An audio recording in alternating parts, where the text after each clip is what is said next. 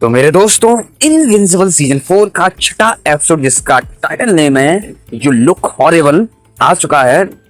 और मेरे दोस्तों, यह एपिसोड वेल्ट्रूमाइट वॉर के लिहाजा से बहुत ही धमाकेदार रहा है। तो क्या कहानी रही है और आगे हमें क्या देखने को मिल सकता है, तो आइए जानते हैं। पहले जानते हैं कि इस एपिसोड में क्या हुआ था। तो देखिए मेरे दोस्तों, जो इसका 5वां एपिसोड था उसकी एंडिंग में हमने देखा था कॉन्क्वेस्ट और मार्क की एक अदर प्लेनेट पर बहुत ही ताबड़तोड़ लड़ाई हुई थी। उसमें कॉन्क्वेस्ट मारा जा चुका था और जो मार्क है वो अधमरा हो गया था। उसका जो पेट था वो फाड़ दिया था कॉन्क्वेस्ट ने और उसकी आंतें निकाल दी थी, लगभग वो भी मरने वाला था।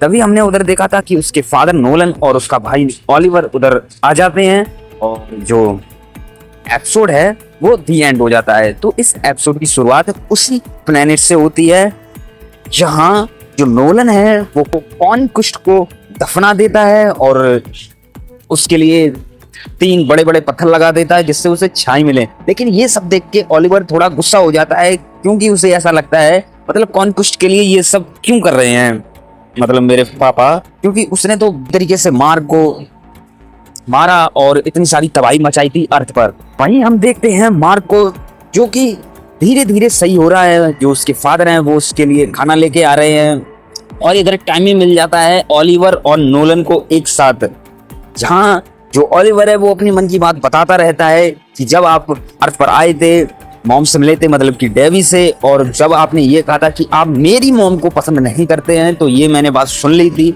लेकिन नोलन उसको समझा देता है कि मैंने ये सब झूठ कहा था। और हम देखते हैं कि धीरे धीरे जो नोलन है और जो ओलिवर है उनका जो रिलेशनशिप है वो धीरे धीरे सही आता है।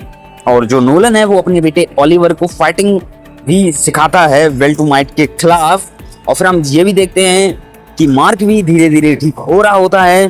तो मेरे दोस्तों, फिर आगे हम देखते हैं कि जो मार्क है वो एक दिन उठ जाता है लगभग 2 महीने बाद, और वो कॉन्क्वेस्ट की कवर पर जाता है। तो उसे ऐसा लगता है कि शायद केवल वो ही बचा है और सब मारे जा चुके हैं, मतलब कि उसके भाई और फादर मारे जा चुके हैं। लेकिन पीछे से आ जाते हैं, वो बताते हैं कि तुमने कॉन्क्वेस्ट को मारा था, और वो निकल जाते हैं कोलेशन ऑफ प्लेनेट की तरफ।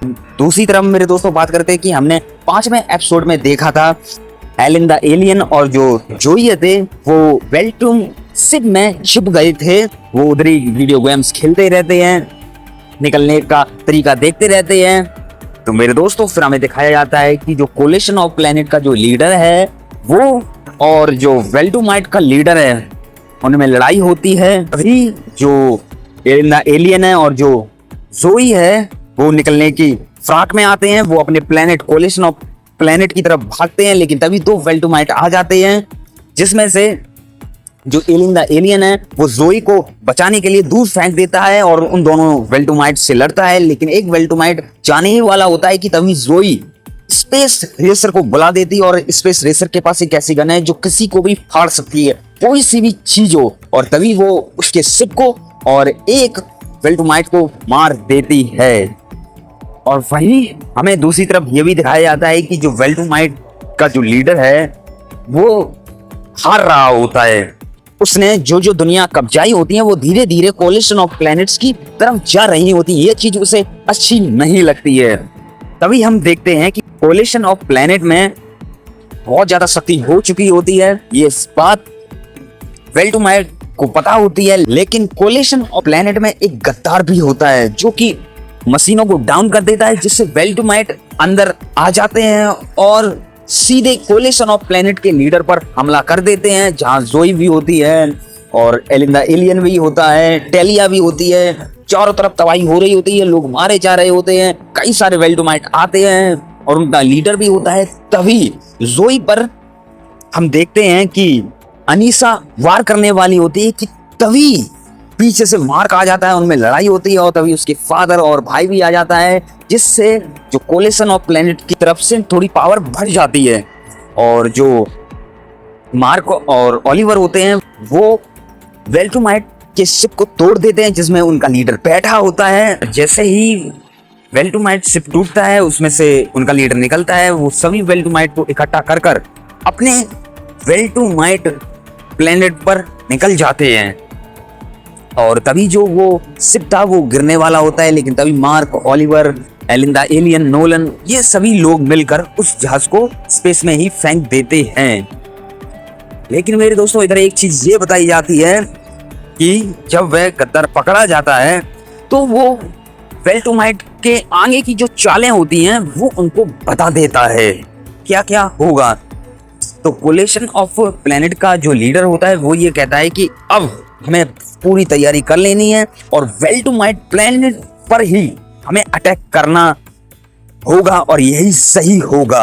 हमें बैटल लिस्ट भी दिखता है। तो मेरे दोस्तों इस एपिसोड में ये साफ हो जाता है कि वह सिर्फ अपनी मर्जी से आया है, उसे किसी कोलेशन से मतलब नहीं है, उसे एक ऐसा अपोनेंट चाहिए जो उससे लड़ सके। इस पूरे एपिसोड में जो एलिंदा एलियन है वो कई वेल्टुमाइट्स से पिटा भी और कई वेल्टुमाइट्स को मारा भी, जिससे ये साफ हो जाता है कि वो हल्का फुल्का कोई एलियन नहीं है, वो बहुत ही ताकतवर है और आने वाले एपिसोड में वो बहुत कुछ कर सकता है। मेरे दोस्तों जो वेल्टुमाइट का लीडर है थ्रैग, उसका अगला कदम ये है कि हार के डर से जो थ्रैग है वो अपने बचे हुए वेल्टुमाइट्स को वापस अपने प्लेनेट पर ले गया है, वेल्ट्रम पर, ताकि वह वहां से आखिरी मुकाबला कर सके। और मेरे दोस्तों एक सबसे चौंकाने वाली चीज ये है कि एपिसोड के बिल्कुल आखिरी में उसमें हमें कॉइन कुस्ट की कब्र दिखाई जाती है, जो कि हम लोग और इधर से ही ये वाला एपिसोड शुरू हुआ था। और इसके दिखाने का मतलब ये है मेरे दोस्तों कि जो कॉइन कुस्ट है शायद अभी मरा नहीं है। ओहो हो। तो मेरे दोस्तों बहुत ही मजा आएगा 7वें एपिसोड में और देखते हैं कैसा क्या है। वैसे ये आपको वीडियो कैसा लगा, अगर अच्छा लगा हुआ हो तो लाइक का बटन शेयर कीजिए, जाने से पहले सब्सक्राइब जरूर कीजिए।